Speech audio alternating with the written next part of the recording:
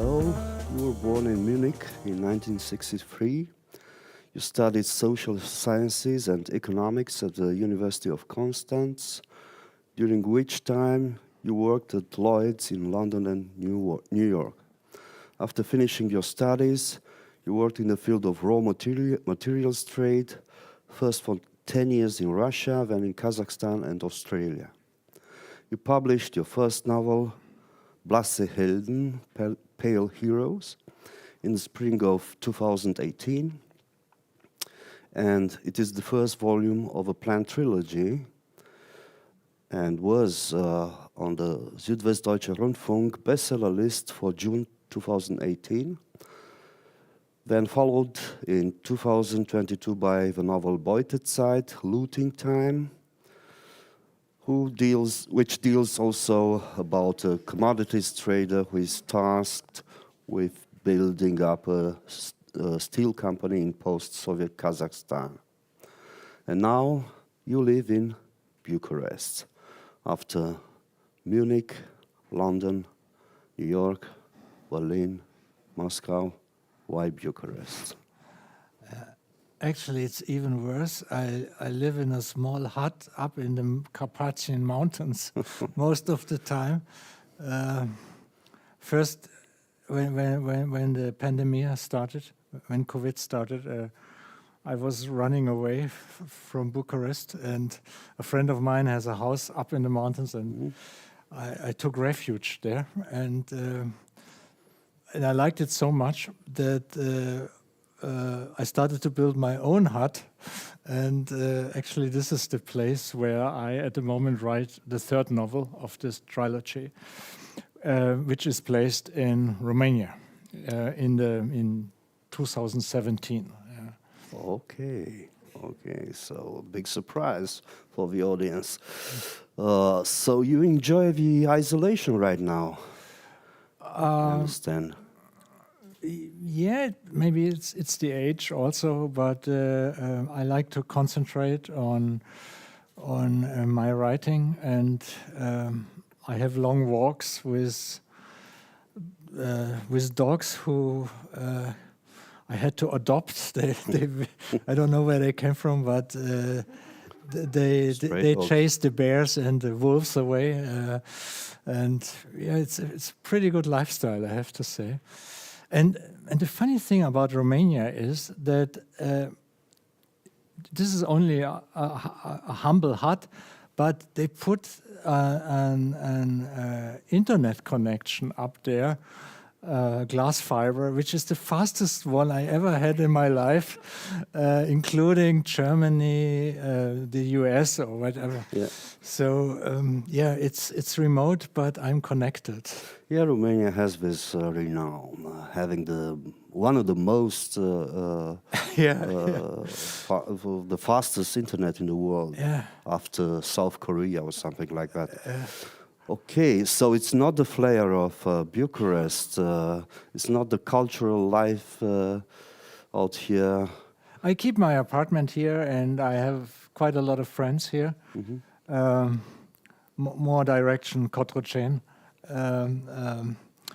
And I feel very comfortable. You mean the presidential palace?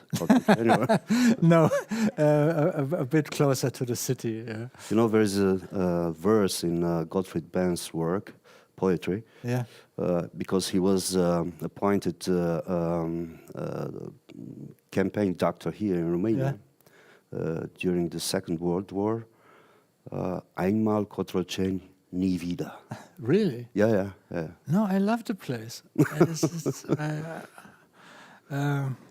No, I like Bucharest, of course, because I like the East in general. You know? And but of course, no way to live in Russia anymore. So I came back from Kazakhstan, and I wanted to live somewhere in the East. And I had some friends here, and it was really no chauvinistic, no aggressive environment like Moscow. Moscow can be very, very tough and rough and aggressive, and now, of course, incredible chauvinistic lately. So when I was looking around, and I think Romania is the best compromise. I know this is not popular to say in Romania because everybody tells you immediately how bad the roads are, the hospitals, the schools, and Yeah. but I can assure you it's a great place when you come from abroad. Very friendly people, very little social control, which I appreciate a lot.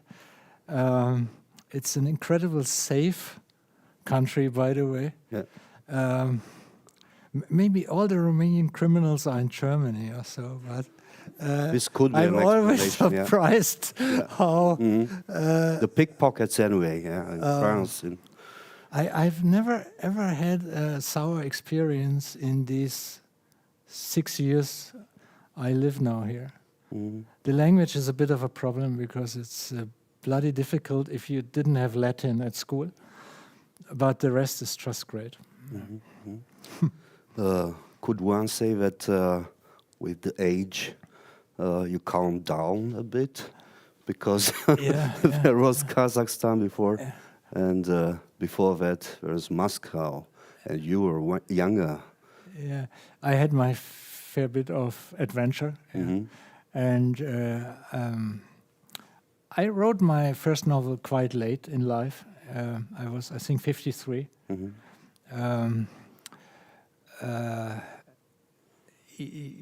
Louis Begley once said, maybe it's better to start, who also started very late to write, and Begley once said that maybe it's better to start writing after you experience something in life. And this worked for me also. You know, I didn't have to say too much at the age of 25, for example. So I was always reading a lot and thought about literature, but actually sitting down and writing a novel, I wanted to know what I'm writing about, you know, not secondhand or so. So you lived for how many years in Moscow? 10 years. 10 years. After the implosion of the Soviet Union, so from 91, 92 to 2003. Yeah. This was a radical decision for you. I mean, you went to Berlin to see what was happening there after the fall of the in November curtain. 89, Yeah, and Berlin wasn't enough for you. It was not the perspective. I mean, looking back, it's absolutely amazing how positive we all were. So I was sitting somewhere in the south of Germany, and we saw something is boiling up in Berlin, and we were all running to Berlin. The GDR still existed, so we went by car. They put stamps in our passports, but on the way back they already retired, so there was only an entrance stamp, but not a leaving stamp anymore. And we climbed on the wall. I remember I was there with two French friends. It was quite a lot of European foreigners from other. And I thought, this is it. This is the big event of your generation, the biggest event since the end of the Second World War. And it was clear the next one which will collapse is Russia, you know, is the Soviet Union. So I finished my studies quickly, and I wanted not to go to East Germany. So I wanted, also not Moscow, I wanted to go to Siberia. This was the new, the Wild East was so, I think it would be the biggest adventure you can have, you know. Okay, yeah. And be part of it and of this optimism, and we were all dreaming about open society. And personally, I had this really strange picture, naive picture about Russia, because I was reading as a teenager the big Russian novels, you know, Gogol, Tchaikovsky, Gogol, Goncharov, I loved, and of course Tolstoy. Unfortunately, not Chekhov. I read Chekhov only much later. Chekhov makes you smart, in a way. You know? And all the others. Dostoevsky, not always, but so I had this picture, quite a naive, romantic picture of 19th century Russia with all these strange characters, and of course Lermontov also, coming back to my novel, the heroes of Pechorin, of a hero of our time by Lermontov. All this I found very fascinating. Yeah. And I thought I go now to Russia and I meet all these Chichikovs and all these, and actually, it's difficult now. We are all terribly depressed about Russia, but. And I'm really suffering, not only for 2 years, but for 9 years when it comes to Russia. But one of the crazy things is, at least back in the 90s, when you traveled in Russia, all these figures from 19th century novels, you met them somewhere. Yeah. You met these Chichikovs always trying to cheat and to be smart. And I described this in my first novel. I even met somebody who again was selling souls. Yeah. You know, so all these Gogol figures, he didn't sell souls, dead souls, but he sold dead freight. He cheated insurance companies, and he found a system to invent freight of, can be everything, coal or wheat or whatever, and it was a Chichikov, you know. Okay. And so you meet all these figures, and I went to Russia. I needed, of course, a job, but there were no jobs in 1992, except the only thing they still had was they produced weapons, but this was not my thing, and they had raw materials. Like today, exactly like today. So you embarked in the trade with raw materials? Yeah, so I found somebody who gave me a job in a raw material company, and I started to buy things in Siberia and exported them and things. But because I had to finance my adventure time. Exactly, yeah. Yeah. Let us introduce the audience in your first novel, in the subject matter of your first novel, which was translated, by the way, in Romanian. The Romanian version is entitled Cei mai frumoși ani din viața lui Anton. There is also a Spanish translation on the market, Les mejores años de... Yeah. And so on. Until up to now, the book was translated into Romanian, Spanish. I'm afraid that's it. That's it? Yeah. Okay. But it still has a long career in front of it. Let's see. Let's hope.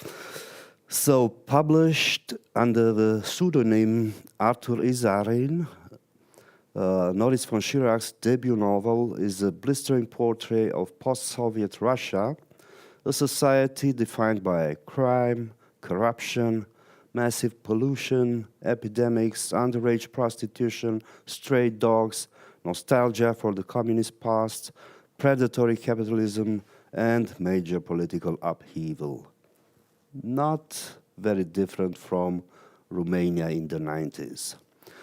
Pale Heroes is set in Moscow during the 1990s, ending just before Putin's first election victory in 2000. Anton, the main figure in the novel, leaves Germany for Russia shortly after witnessing the fall of the Berlin Wall, partly to experience experienced adventure in a new country away from his Western existence, and partly due to a romantic attachment to Russia that he has developed by reading Russian literature. The novel is divided into 7 chronological chapters, each of which picking up Anton's story at a different point during the 1990s. The novel opens as Anton is negotiating with the manager of a Siberian coal mine, trying to keep his business. The negotiations involve large bribes and assistance in getting the manager's son a place at Eton. Readers are introduced to the extraordinary cast of characters that Anton encounters in his professional and personal Muscovite lives. 2 worlds he keeps very well divided. Anton's integration into Moscow society is full of dancing bears, poets, gangsters, shady officials. He has many liaisons with women and goes on business trips to far-flung parts of the erstwhile USSR to visit mines, where the manager drink themselves into a sadistic stupor, or to view ports being bought up by former members of the KGB. Anton is an immature, though brilliant protagonist whose absorption in this contradictory world eventually leads to an offer from the Secret Service. But unable to handle the mental shackles this would impose upon him, he leaves Russia via one final interrogation. The novel ends with him realizing, while already on plane to Berlin, that he has just experienced the finest time of his life. This was in a nutshell, the whole book. Not bad. May a commentator of this book say that the book is autobiographical? Oh, no, inspired, no. or This is a big misunderstanding. No, it's not. I can, of course, identify. But the question is inevitable. Yeah, I couldn't agree more with you. But I'm not this Anton, for sure. Sometimes I'm a bit jealous about him. I would like to be Because like of him. Tanya? Or Because he has a lot of luck. He's gliding through life. I quite like that aspect sometimes. But no, I'm not this Anton, but I can identify myself with all these characters you mentioned, even the evil ones. So that there is a little bit in every character I do identify with. Saying this, maybe it's also interesting to if we speak about this character Anton. Of course, he's modeled also after a 19th century hero, Pechorin. In this case, Pechorin went to the Caucasus, run away from civilization, and was hoping he finds something in the Caucasus, which he doesn't find in civilization in Moscow, Petersburg, or whatever. And my pale hero, this expat Anton, came to the east, to the wild east, hoping he finds something there which he didn't find in the West. So this is this little game with heroes and pale heroes. Pale because they are... I think that there are no real... In peaceful times today, there are no real heroes anymore, I would say. Maybe they lack some kind of substance, existential substance. Absolutely. And I think he's not a monster, but his whole moral spine is quite flexible, which is typical for my generation, I think. We watched movies like Wall Street, Greed is Good.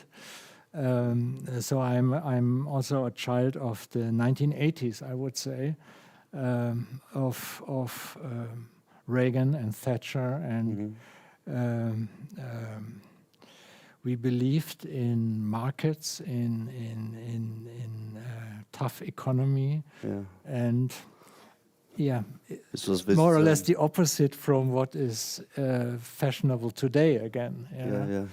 And yes, he has some principles, some moral principles, but not too many. Yeah. Mm-hmm. He's quite open. He lets everything in. He reflects on the things, but I describe the things like I'm quite a visual type, a sensual type of writer. So it's like with a hidden camera, you know. Mm-hmm. So this anti-hero walks into a room, and I describe it almost like for a movie, for a script. Yeah. And I let the situation and the characters speak for themselves. I think I'm not a typical German writer with long inner dialogues, with endless reflections on everything and nothing, but quite straight and picking one object in a room, describing this, and continue. Yeah, I think we already have the curiosity of the audience. Let's try reading from your novel. So what I would do, I liked what Kehlmann did 2 days ago. So he just read the beginning of his novel, and I will do the same. So this is the beginning of my first novel, and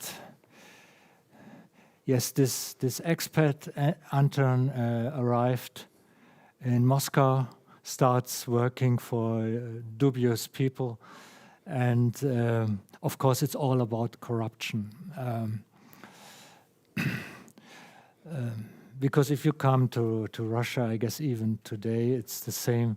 You are overwhelmed with the level of corruption. It is, if you think Romania is really corrupt, Russia is 10 times worse. It's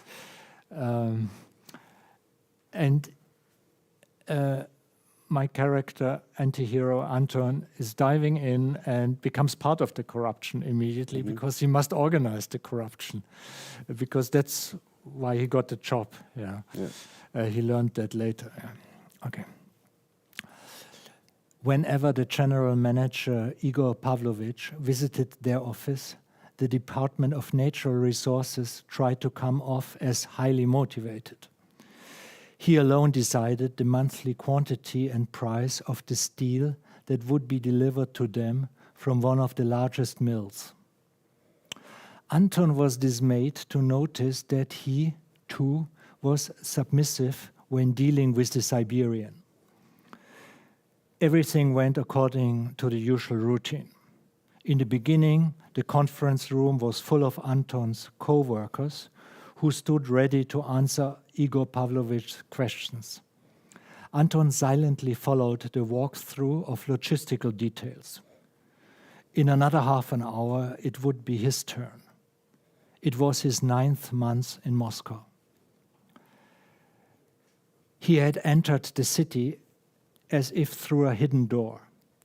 He had been supplied with a small apartment from the 1930s in the comparatively small Brusov Street between Tverskaya and the Tchaikovsky Conservatory. The tall grey building in a prime location had been designed by the same architect as the Lenin Mausoleum, which was taken as an explanation for the dark rooms. Under Stalin, the house had been reserved for renowned artists. A mural on the wall facing the street was a remnant to this time. The apartment on the 3rd floor had 2 rooms that were about as high as they were wide. Through the windows, you could see poplar trees and a residential building from the 1920s. During the summer, he sometimes waited on the clunky concrete balcony for the bell of the music conservatory before walking over. It took him 10 minutes by car to get to his office in Kitai-Gorod, one of the oldest neighborhoods of Moscow. It couldn't be more different from his last office in Manhattan, where he had worked in auditing for an insurance company. Then he had been on the 28th floor overlooking Wall Street. Now he was on the second floor of a small building that had only recently been erected in the midst of rundown apartment blocks. He had spent November 89 with friends on the Berlin Wall, and when it finally collapsed, he had felt the strong desire to immerse himself in the East. Back in New York, he started taking Russian classes, made friends among the immigrants, and on the weekends ate borscht in Brighton Beach.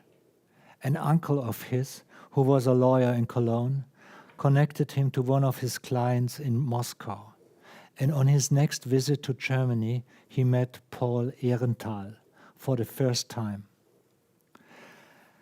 The businessman was slightly stiff, yet remarkable self-aggrandizing, of Baltic German descent. He had arrived in Moscow in the 70s, working as a sales rep. Since its inception, the Soviet Union had tolerated only a few private enterprises to arrange essential imports. When the economic reforms of the late 80s kicked in, these commercial structures had a remarkable head start of their competitors who were just entering the market. They already had the capital, the organization, the network. Some of them got entangled in boisterous overactivity, resulting in silly investments. Ehrenthal, too, tried to jump on bandwagons that were too fast for his own good. Initially, he managed to score some wins in the resource sector, but more recently, he was being pushed out from the more lucrative areas by smart young Russians. He was inert and hesitant. They walked all over him. He liked to refer to himself as an honest Hanseatic merchant. At heart, he remained a bean-counting sales rep. Not a good fit for the new Russia. And so he fled into nostalgic reference to the Soviet Union of the 70s. He fed on the crumbs of the real oligarchs and distinguished himself through constant complaints and frequent smart-assery.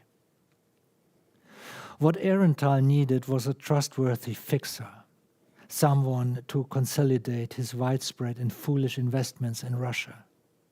The Soviet Union was crumbling rapidly, and Anton accepted the challenge.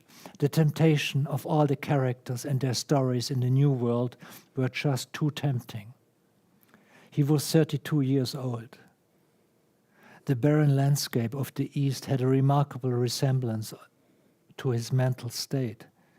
There he hoped to find a lightness that, if he was honest with himself, he had never really experienced. The colleagues left the room one by one, until only Igor Pavlovich and Anton were left sitting across from each other. Ehrenthal had just popped in to say a quick hello. He always said the same thing: "My dear Igor Pavlovich, the world doesn't follow a straight course." Upon which the Siberian always nodded silently, and Ehrenthal left them alone again. On the surface, everything was already sorted out. To continue benefiting from the Chinese, who were desperate for steel, the state enterprise would increase its delivery quantities.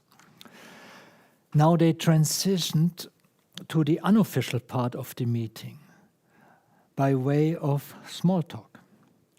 Igor Pavlovich had taken up big game hunting. He spoke about the difficulty of shooting East Africa's Big Five. Elephants and rhinos were equally challenging. It was followed by a delightful retelling of their clandestine export of trophies in a private jet to Siberia. The interlude of inconsequential small talk was reaching its end. In a moment, the general manager of the gigantic steel mill would bring forth a detailed wish list. The distribution of bribe amounts was always the highlight of the quarterly meetings. Nothing was left to chance in terms of the amount. Anton had spent the last few weeks simplifying the process. Transparency was now at the highest order. He had done away with all the ambiguities and had created so much extra work in the past. Igor Pavlovich had managed to keep the job in the state enterprise for almost 2 years. This was not due to his professional competence. It was because he shared his kickbacks with all those who, in turn, kept him alive. The uninhibited plundering of the enterprise that had been placed in his care was highly rational. His expulsion could have happened any day. His stock package and the contracts didn't change this. Nothing was ever truly yours. This was the case during the Soviet Union, just as much as today. If you didn't snatch up everything and make it disappear untraceable from the beginning, you were seen as a fool. Igor Pavlovich was no fool. If he managed to keep his job for another 6 months, his net worth would amount to roughly $50 million. As always, he carefully pushed a slip of paper with notes into the middle of the table between Anton and himself. Anton nodded conspirationally. Igor Pavlovich, how should we proceed this time? Now came detailed instructions regarding transfers to accounts of offshore firms. The recipients rarely changed. The governor, 2 ministers, a KGB cover organization, 2 senior managers, and of the state enterprise, a local union official, and a few bankers who made decisions regarding creditworthiness. Next came the accounts of his wife and lover in Zurich and Geneva, so that they wouldn't meet was his running gag. After that, Igor Pavlovich's specialty, the quarterly order list of new cars. Who gets which model as an appropriate token for appreciation? This could be taken as a reliable indicator of the current power configuration in Moscow and the provinces. Then came the peanuts, a couple of cheaper Rolex models and 24 engraved Mont Blanc fountain pens. Souvenirs for the infantry in the ministries, whose cooperation was crucial for smooth processing. Up until this point, none of the Russians' requests were problematic. Anton began to relax. One last favor. You know my son Piotr, right? The German nodded sympathetically. Family members spelled out potential catastrophes. A clever child, we want him to go to Atom, said the general manager. You mean Eton? Whatever, he is talented, so starting next month. Does he speak English? A bit, the rest he can learn there.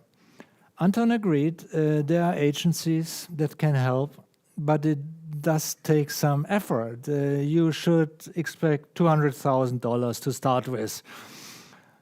Yeah, the boy is worth it. Anton had a vague memory of the hyperactive boy he had met in the general manager's residence in either Moscow or Siberia. A part of the sum would have to go into a reserve, pain and suffering money for the teachers.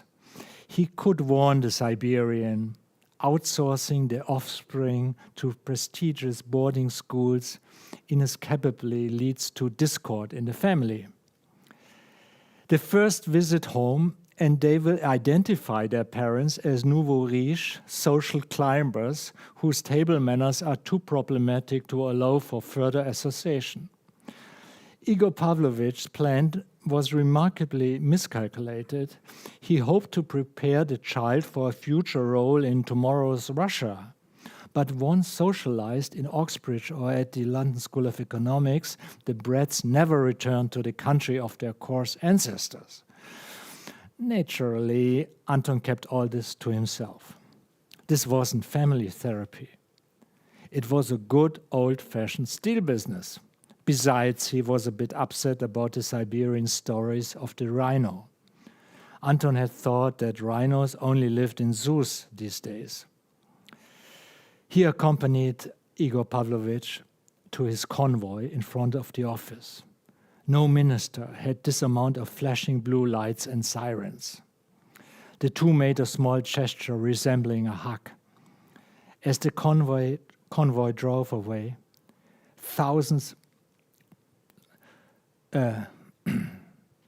as the convoy drove away, Anton drew in sharp cold air. He shivered with a relief. For the eternity, that was 3 months, thousands of steel-laden train wagons would once again roll into the harbors. Assuming Igor Pavlovich could keep defending his position, and Eaton didn't put up too much of a fuss. Thank you very much. This is a good translation, and also the Romanian translation. I think the Romanian is much better. From Viktor Jerofejew, yeah. I mean, I also read the German original, but perfect correspondence between Really? the two versions. Yeah. Is this a realistic description? Oh yes. Corruption? Yes, of course. Yes, absolutely. Yeah. And I've never met somebody who knows about what he's speaking who didn't approve. It was exactly like that. And by the way, I witnessed everything in this book. So it's really written from experience, except one thing, to be honest. But yes, it was like that and worse. And it is still like that. The whole system of Putin is based on corruption. So if Putin says we have to fight corruption, it means basically he should fight himself. And if he wants to abolish corruption, he has to go himself, because it's the system. In Russia, you have between 8 and 12 million civil servants who profit directly from this system. So they are loyal to Putin because they profit from that. It's not because Putin is so nice, but they get money every month, every day. And okay, but still they don't profit as much. I mean, what? Of course. You go to Moscow, you look at the houses, offices and generals are building around Moscow. You go to the private home of a customs officer in Russia. These people are loaded. They are millionaires. All the Russian generals are millionaires to start with. And by the way, you see in Ukraine, the state of the Russian army, this meat grinder approach to war, this is all based on corruption. The Russian army is in this terrible state, in this which creates these monsters because of corruption. But if there are so many people who profit from the Putin regime, why do we still call some of them oligarchs? No, I don't speak about oligarchs. I mean, first of all, there are no oligarchs anymore in Russia. Okay. They had been, what used to be the oligarchs are now old friends of Putin. You know, he gave to his FSB cronies what the oligarchs used to own. So, and if you think the old oligarchs of the 90s were evil, look what we have now, you know, what people are in charge now. He got rid of the old generation of oligarchs, and except some survived, some stayed. Potanin, I think, stayed. Some ended in prison, in gulags. Some committed suicide. Some committed suicide. Many decided to cooperate and to keep their head down. And waiting outside Moscow in a huge house that all this stops. Yeah. So they lost their political influence, but now you have really evil people which Putin brought usually from Petersburg, his old KGB buddies, they are now in charge, and they sit on the board of all the energy companies, and they are the new billionaires. And you can see their yachts. You don't always see them, but you see their big boats in the Mediterranean. These are Putin's KGB friends from yesterday. Okay.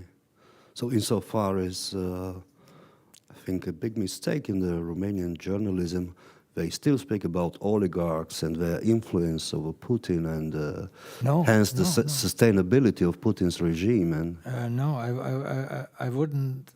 I would say the oligarchs lost their influence. And by the way, this was at the beginning something which made Putin very popular with the people, because they were sick and tired of the oligarchs, similar to Ukraine, where they run the newspapers, the TV channels, and of course the heavy industry and so on, and the media.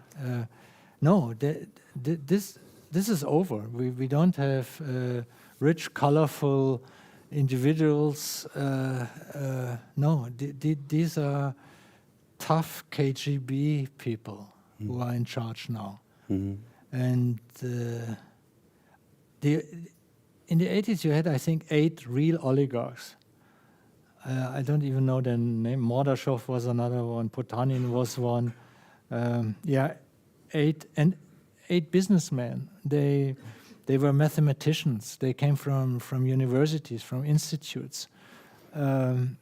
They were educated people, and most of them were really believing in an open society. Of course, becoming rich in the society, but they were no monsters. While you have the monsters who got the money. The many oligarchs are sitting, I don't know, in Switzerland or so, if they are still alive and if they are still around. And some very few are in Russia, and they cooperate with the system wherever they can. Abramovich is sitting in London, of course. But you will not hear from them anymore. They shut their mouths, except one. One is still very active, but personal enemy of Putin, of course. Okay, let's come back to our main character, Anton. To describe the smooth immersion of Anton into post-Soviet Russia, you use this metaphor of a concealed door, a hidden door, Tapetentür. Yeah. And many commentators have assumed and reproduced this metaphor without questioning it. Why a hidden door? As if Anton was mysteriously absorbed into the storyline and offered no reaction, no resistance at all.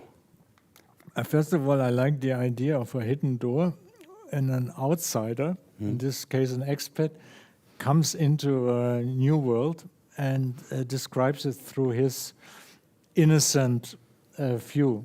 I always like that in literature. When outsiders describe a situation like on a white piece of paper, you just start. You describe what you see. Everything is exotic. People are strange. You fall in love. You do all these mistakes you usually do when you move to another place. I like that a lot. So yes, he's diving in. He's opening. He's like he was always there. He's just walking in, sitting there, and the Russian absorbs him. The life absorbs him. He becomes one of them. Sometimes he tries to keep his distance, but diving into a situation. And there is this sudden diving. I mean, there's almost no recollection of his past, and the past seems not to influence him anymore in his development. He's too young. He's 32 years, so he's too young for a midlife crisis. But obviously, he was already a bit tired and a bit bored about the West, in this case, New York. And so this is a bit of a Byronic hero. Yeah. Okay. You have Russian literature is full of them. Onegin is one. Yeah, yeah. So he's a bit bored. Society, maybe Western society, everything what it has to offer. And so he's not so much interested in his past. He wants to be entertained. He wants to fall in love. He wants to discover new things and hear the stories of the people. And I mean, to us, communism, having contact to people who grew up in communism, was exceptional, exotic. I remember. I just wanted to listen the first 3 months in Russia. The strange life they all lived, and all the the biggest country, state of the world implodes, and people lost all their savings to inflation. The ruble falls through the roof. They lost their jobs, they lost their savings, they lost their ideology. They were deeply, a lot of people were deeply upset because something I discovered very interesting. They thought, all right, we lived worse than you guys in the West, so our living standard was lower, but we were the better people. Our morality was better because you were these greedy, dirty capitalists and you sell your soul for nothing. But we had this solidarity. We cared for our neighbors. And of course, one big lie. When I came to Russia, I couldn't believe how tough people were with each other, and so this the West was, we had social aid, social help, at least in Germany. Nobody had to starve and then I came to this workers' paradise in the East, and I saw a lot of people starving actually, and worse, you know. So this was also a cultural shock to me. I remember in 91, 92. Then in 93, the second coup d'etat. Which is described in the second chapter. Yeah, dead people on the streets, corpses all over the place. People shot itself, like here in the December Revolution, in the center here. Same in Moscow. Also something you don't experience when you grow up in West Germany. How tough it was, how tough life could be in Siberia, in a coal mine.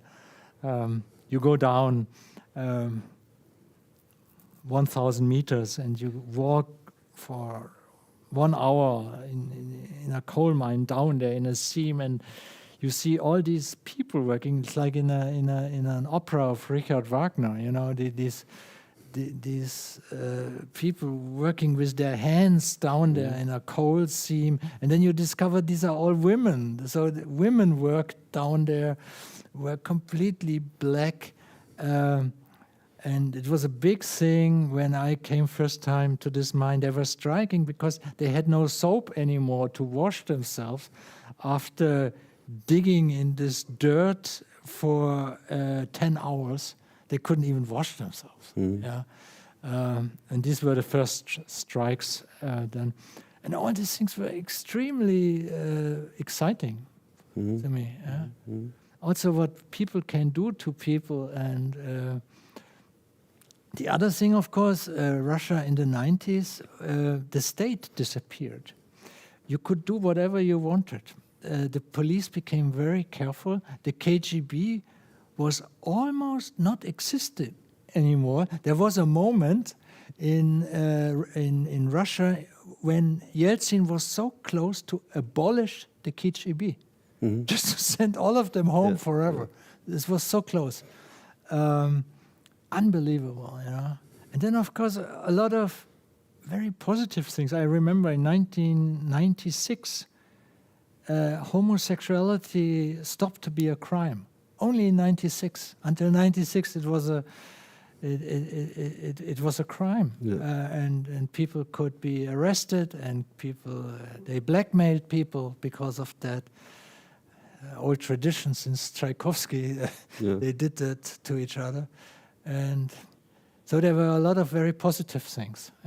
And on the other hand, there was a tendency, and you knew it cannot end well. You know, something will collapse. I personally always thought about a mutiny by the army.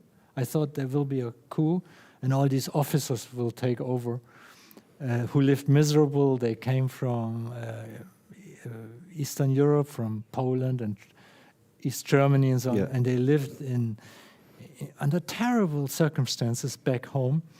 Has also to do a lot with corruption. And I always thought there will be a coup.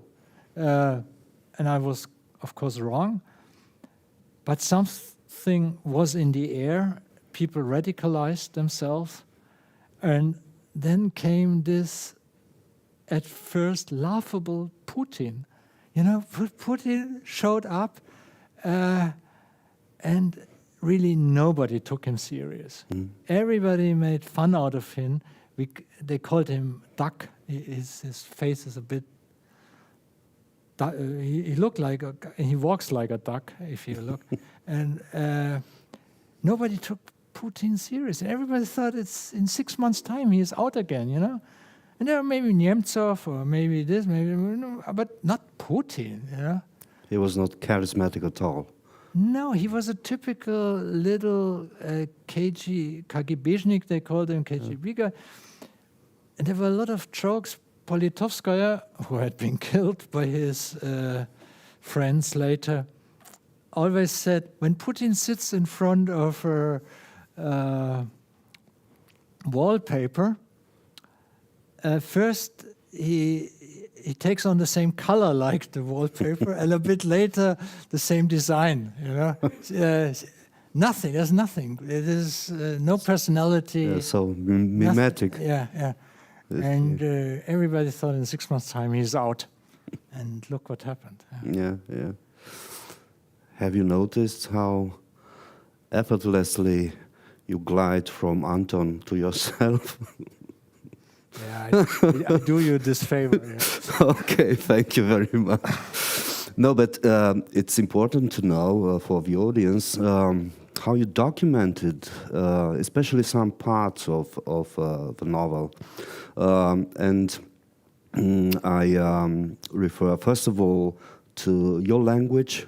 There are reminiscences of Russian in your text. Yeah. Some words, not many, but some words who stay here for the familiarity you had during your stay in Russia with the Russian language.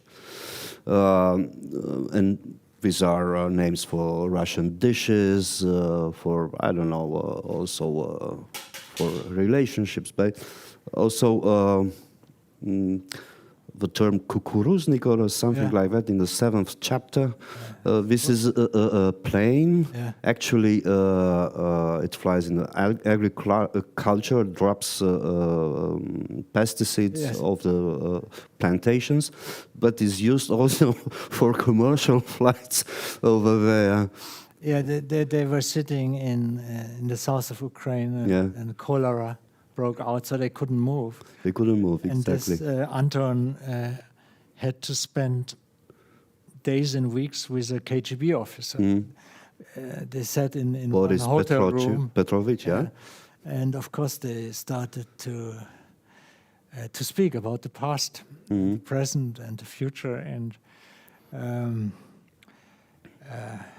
actually, I was quite proud back then because when I wrote this book, I started in 2016, and it really happened like I described it there. This chauvinist said this was all ours. This was so they sit in the south of Ukraine in Mykolaiv in the sun, and he was very upset. They privatized a small port, and they wanted to get back into business. These KGB guys, and the Ukrainians hesitated. They said, yes, we need the money, but we don't want you guys back. Yeah. So he wants to use Anton, he buys it to front this little greasy business. But he always says, this is all ours. He feels sorry. The KGB guy felt sorry for his people that they lost this. And this was exactly the atmosphere when you spoke to these people, even in the 90s. Yeah. For them, it was no question. Sooner or later, we get all this back, and this always connected with very, very tough chauvinistic talk. Which, if you do this, even back then, if you did that once in Germany or in England or France. I think you would go to prison. And this was the way they spoke. One thing is, for example, always has been in Russia to refer to Ukrainians as chachli. Really terrible way of, and not, if it comes to Central Asia, to Kazakhs or to people from Azerbaijan, Kyrgyzia also. These are referred to as slaves also. This was, there was no country as imperialistic as the Soviet Union. In fact, Russia.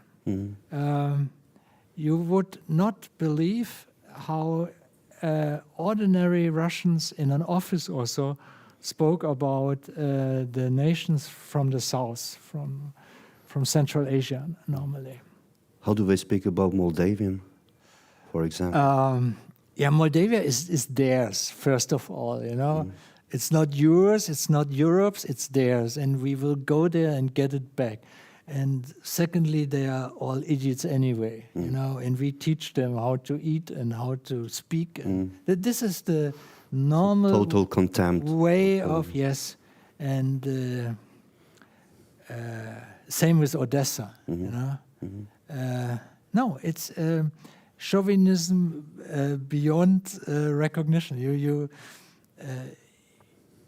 especially if you speak a bit of Russian, you cannot believe it simply.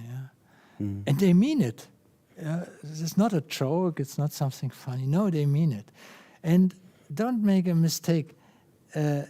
These people who are in charge today, they don't take anybody serious. Also not Italy or France. They have a little bit of respect because of the past, maybe for Germany. They hate the British. It's now a disease almost, how much they hate the British, and of course the Americans. But all the other nations don't count at all. So I don't know when, looking back in history, so much chauvinism and hatred occurred. I don't know, and it gets worse and worse. Yeah, I brought this into discussion, this seventh chapter, because it's related to Mykolaiv. It's set in Mykolaiv, Ukrainian, and this city was heavily bombarded after 2022, and now it's almost irrecognizable. I mean, half of the population Ukraine fled. Kept it. The good thing is they kept it. For some time, it looked like the Russians might get it, but thanks God, the front moved a bit to the east. This chapter plays in a hotel, and I sometimes look on the internet whether the hotel is still standing. Tourist, yeah. Yeah, but it's still standing, Yeah. And have you been there? That Yes, was actually my question. Yes, of course, yeah. So you have witnessed the flourishing phase of the town. This town, I think, was never particularly exciting. You know, Mariupol was much more fun. I was there a couple of times. It was incredibly hot to start with. Yeah. I think it was 50 degrees, at least in the sun. Yeah. And everything came to a standstill in the 90s. So you had this big town, and you knew hundreds of thousands of people are living here, but you didn't see anybody. They lived in these apartment blocks. You didn't see anybody on the street. Yeah, because of the heat. Of the heat, but also the people were dirt poor. They lost everything. The factories stopped to work. The ports stopped to work, more or less. And all you could see were a lot of very young criminals. They probably threw them out of Odessa, so they went to the next port. And it was a terrible dealing and wheeling. Turkish ships came. Human trafficking a lot. You could see a lot of girls which had been shipped to, I don't know, Brussels at the Bosporus or something. It was the child prostitution on the streets. You could see it was this topic. And you thought, well, you didn't do the revolution for that, didn't you? You know, so it was also a very frustrating moment, and begging. People were begging for food also. You could see, and then the cholera. So the public infrastructure broke down. You couldn't drink the water anymore from the tap. People got really sick. And people died also of these, and a lot of really young criminals who were trafficking everything there. Yeah. A gangster movie. All these places were cheap gangster movies.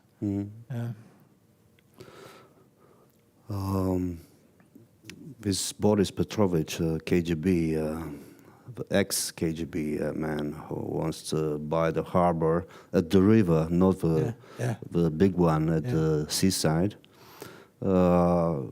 comes up with this solution. This is a business solution, actually, which costs a lot and takes a lot of time. And Anton is astonished by this proposal. He even says, this would cost us a lot of time and money. And there comes this response from Petrovich, we got time, we got money. This was so, definitional. It's all ours. Yeah. It will all come back to us. This was already back in the 90s.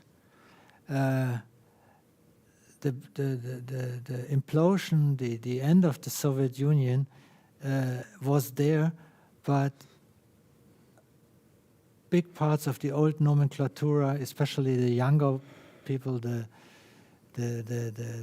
angry, all these angry little Putins, they already had another plan in their desk, and they were waiting. Looking back, I think,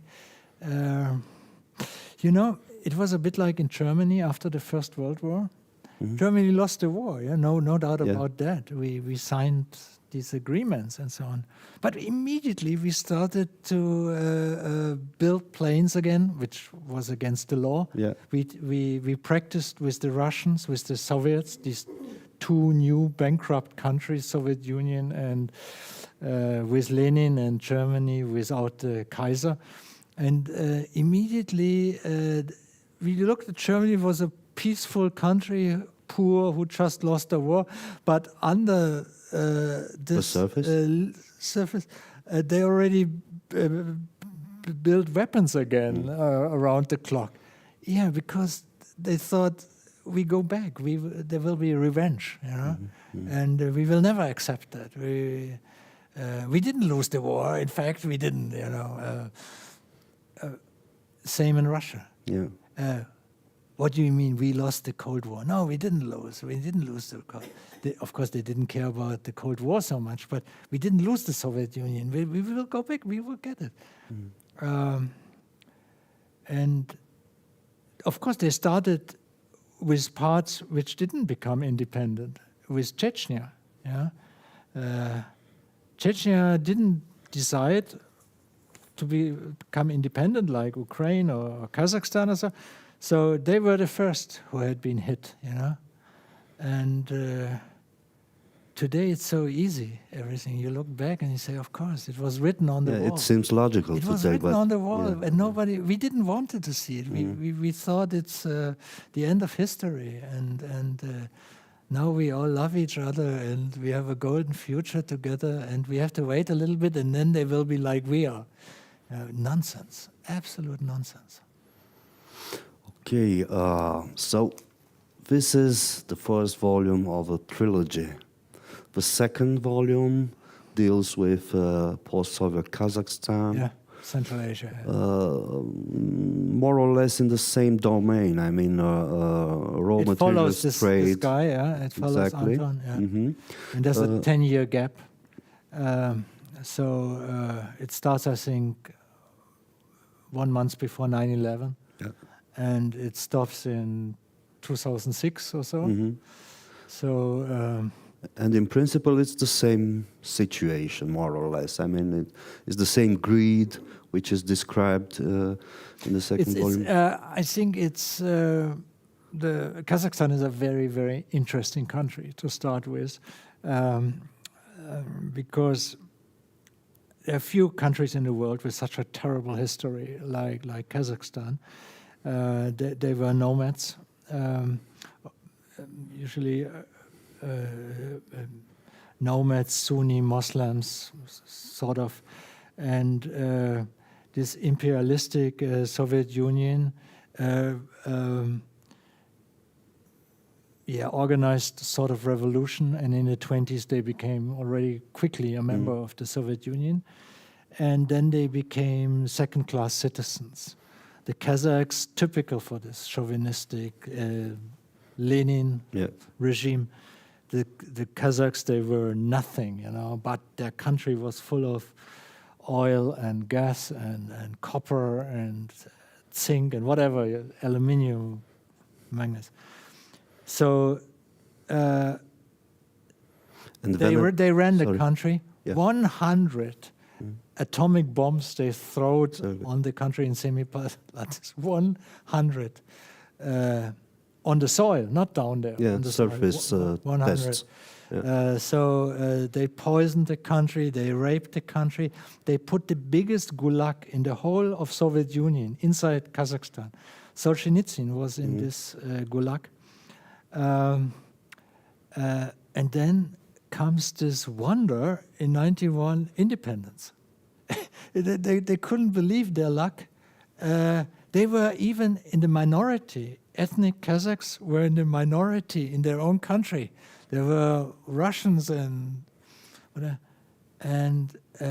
of course this very smart fox and Nazarbayev, the last chief of the Communist Party of Kazakhstan, reinvented himself as a sultan, as a khan, you know. And he ran Kazakhstan as his own property, basically, you know, really medieval system. So one of the biggest countries in the world, I think number 9, one of the richest countries in the world. Nobody lives there. I think 19 million. 19 million. More or less, I don't know, size of Australia. As much as Romania and the size as of Australia. Yeah. So if you drive around in Kazakhstan, the smallest unit is 1,000 kilometers. You know, to the next town is usually 1,000 kilometers.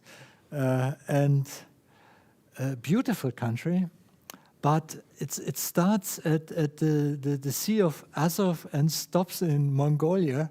It is just too big, you know, and nobody lives there. And you drive along and you see 2,000 horses, wild horses, next to the streets, standing, or camels. I was there at minus 45 degrees and almost hit a camel. Camels can cope with temperatures like minus 40. So it's the most craziest place I saw. And then they built, because they are so rich and so stupid, they built a new capital, Astana.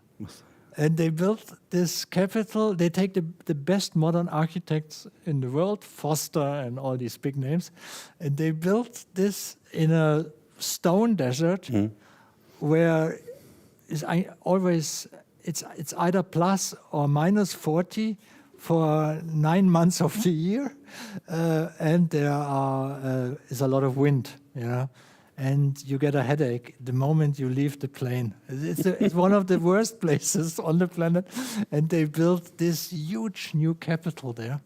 And before they had a very nice capital in Almaty. Yeah. Wonderful place in front of mountains. You think you are in Switzerland. So Kazakhstan was shouting for a novel. Okay. And how is Romania shouting for a novel? No, in Romania is a different thing, because this protagonist, Anton, doesn't get younger, of course. And when he comes to Romania,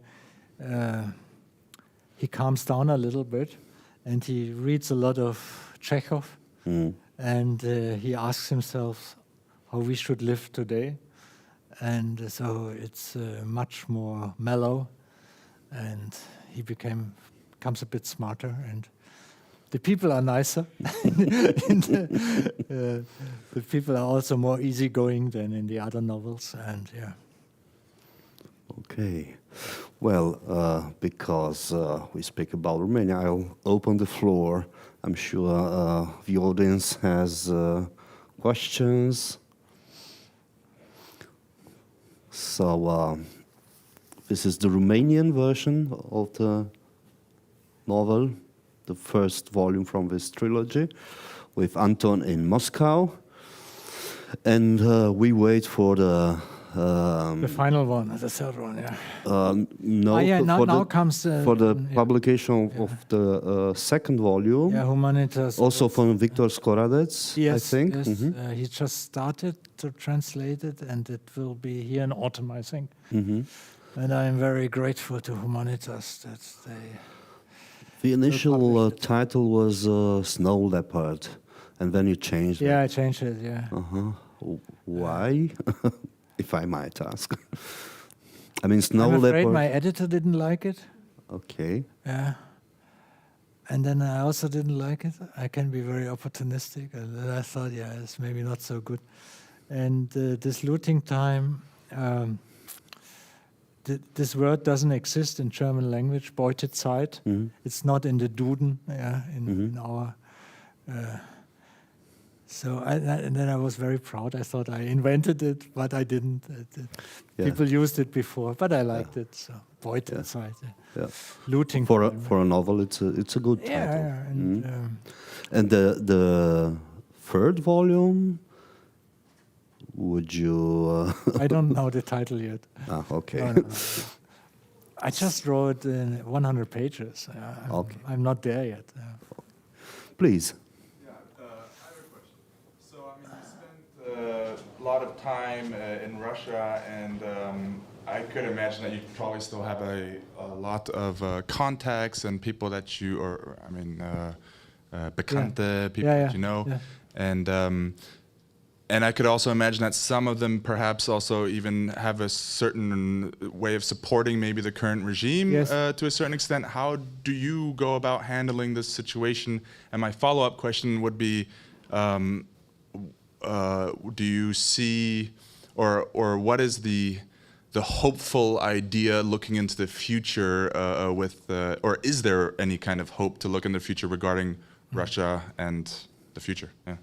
Yeah, first of all, I left Russia in 2003, so 20 years ago, basically. It's really strange. I have very few contacts left. Some people disappeared. I don't know whether they sit on an island somewhere or if they are dead or whatever. Some became incredible pro-Putin, I have to say. So I will not speak to them anymore. So it's like always. There's this opportunistic type, which is, they were good Democrats in the 90s, and they loved Yeltsin, and now they are good fascists again, you know. And before they were good Soviets, of course. You have this in every country, and I'm afraid the majority of the people are like that. At least in Germany, for example, I guess. I know a lot of them emigrated, and it's really also tragic. I discovered that a lot of my old friends developed a terrible alcohol problem, which is typical for Russia, always has been, always will be probably. But most of them just became very, very boring alcoholics, and they are very frustrated. They look back and they say, what was this the last 30 years with euphoria, and look where we are now. And don't get me wrong, usually, of course, there's this big difference always between, let's say, Germany or Romania or whatever, and Russia. It's a cliche, but it is true. The Germans or the Romanians want to be loved by the world, while the Russians want to be feared. This is a fundamental misunderstanding, for example, with many German politicians who don't understand that, who think we should be very friendly to Russia, and then they are nice to us. It's actually counterproductive. The moment you are too nice to them, they consider this a weakness. Huge misunderstanding with most politicians until today. They don't want to believe it, Western politicians. I don't know why, but you have to, coming back to my friends, I have to say I have to 2 or 3 still contact. But maybe they also feel a bit embarrassed that they know me. Sometimes when they still live in Russia, it's not good to send emails now and be critical.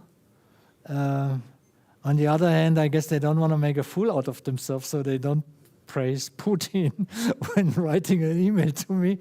It's not so easy, you know. I mean, these people are scared to death today in Russia, and you think twice before you expose yourself to something which will come back eventually. I mean, they all have these email addresses from Yandex.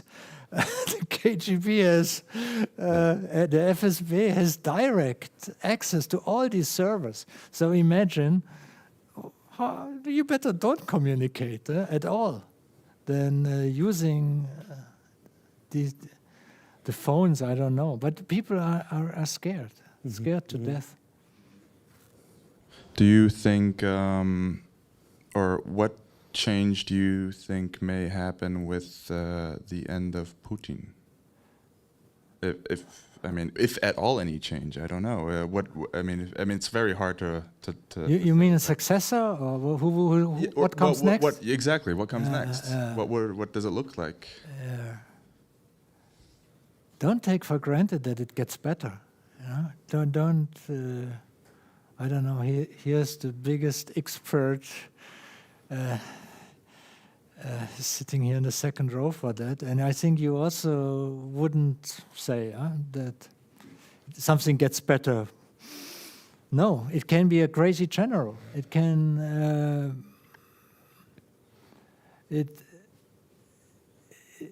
There's some toxic people sitting in the Kremlin, and look at this little terrible man Medvedev. What he said. I mean, he's threatening us every 5 minutes with atomic weapons, and he wants to come and rape our women. And I mean, this guy was prime minister not long ago, you know.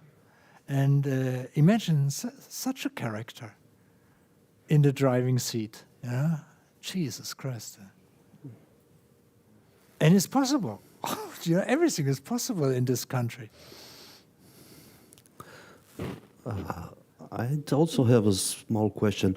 Have you ever been consulted by German politicians, given your experience, your enormous... No. Never? No, I've never been invited to one of these talk shows. The Germans love talk shows. Yeah. And all these experts are coming to these talk shows. And some of them are pretty good. But when they are really critical with the situation in Germany, like the former Ukrainian ambassador, he was quite a character. Yeah. And he went to all the German talk shows and insulted the people. He was good fun, actually. And they stop inviting you, you know. So I've never had the chance. But I gave some interviews for leading newspapers. But no, and these people, they don't want to hear this. They want somebody to confirm their own opinion, I think. Mm. And the German politics towards Russia is such an embarrassment. We have this wonderful word in German, Fremdschämen. So you feel you are embarrassed because of somebody else, so you cannot influence it. Yeah, but you are embarrassed, and yeah, it's Germany. The official Berlin messed it up completely since 2008. Of course, they were the ones here in Bucharest, NATO meeting. And they made sure that Ukraine cannot join NATO. Frau Merkel in 2008 here in Bucharest in the palace. And every 2 years another terrible decision. And they didn't learn the lesson, by the way. It's still a catastrophe. They don't give them the rockets they need. They don't give them these Taurus rockets. They very much need, if they want to hit this bloody bridge, this Kerch bridge, they need these rockets, and we don't give it to them. Mm-hmm. So we don't want Russia to win the war, but we also don't want them to lose the war. You know, it is a catastrophe. We had this Moscow connection in German politics for the last 20 years.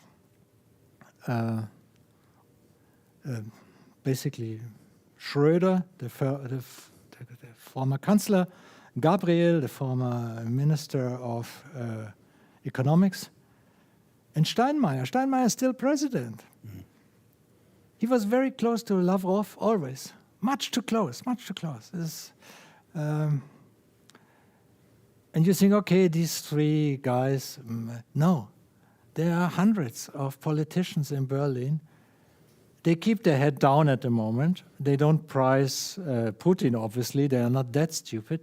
But they keep a sort of neutral, they avoid the topic. But we have local prime ministers who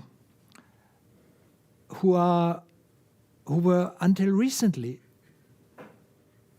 praised Russian politics. Mm-hmm. We have one usually they are social democrats, but we have even a conservative local prime minister, Kretschmer, is his name.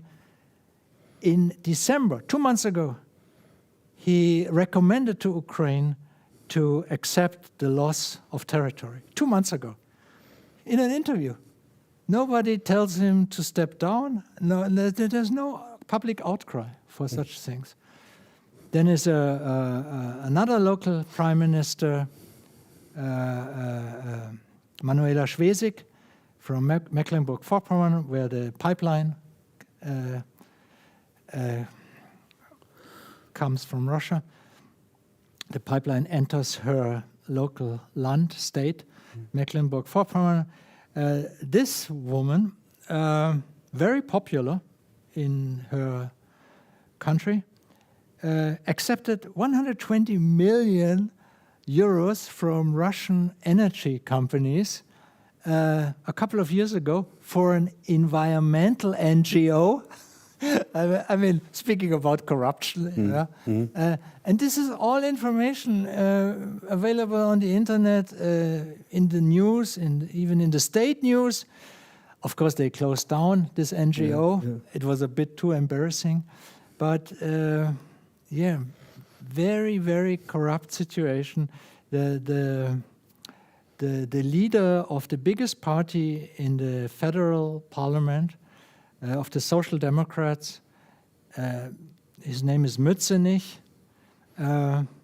He said not long ago that we should fix this pipeline, we should repair it as soon as possible, that Russia can send us cheap gas again. So with friends like that, you don't need enemies, from an Ukrainian perspective. I'm afraid we have to end the discussion here. Was there one more question? If yes, I would beg that the question would be addressed directly to Mr. Norris von Schirach after that, because there is another slot coming. Yeah, sure. Thank you very much for this discussion. It was fascinating what we learned today about Russia. I got a bit emotional. Yeah. But also very interesting for the public, for the audience, your reading from this book. So I recommend the whole reading of the book. Yes, please buy it. Thank you very much. Thank you. Thank you.